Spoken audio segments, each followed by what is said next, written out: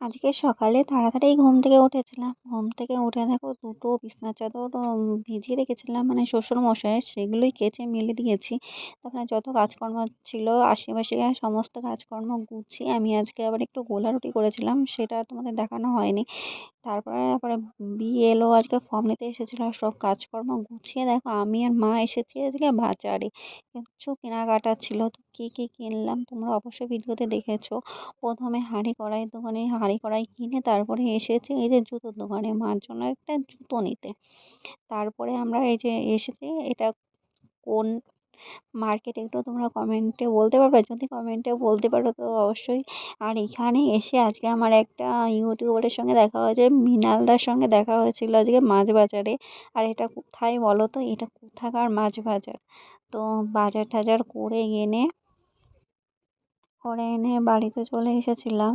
তো আজকে আমরা বাজারে অনেক প্রায় 2 ঘন্টা সময় কাটিয়েছি। তারপরে দেখো বাড়িতে এসে সব বাজারের সব কিছু গুছিয়ে রাখলাম। গুছিয়ে রাখার পরে দেখেছো হাঁড়ি, কড়াই সব কিছু আজকে কিনে নিয়ে এসেছি।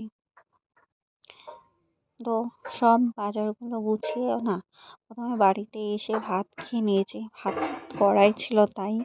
আর সকালে তো গোলা রুটি খেয়েই গেছিলাম, তাই বাড়ি এসে ভাত খেয়ে নিয়েছি। খেয়ে বাজার টাজার সব গুছিয়ে নিয়ে তারপরে আমি বসেছি রান্না করতে। দেখো আমি রান্না করতে বসে গেছি আর আজকে নতুন হাঁড়ি কড়াইয়ে রান্না করছি। ও এটা আলাদা আলাদাই ভাব। আসলে তোমরা অনেকেই বলতে পারো আমি নতুন হাঁড়ি কড়াই কেন কিনলাম, কিন্তু কেন কিনলাম আমি এখন বলবো না।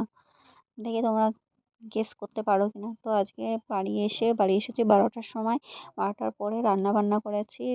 ডাল করেছি চালতা দিয়ে, আর এখানে রুই মাছের ঝোল করেছি।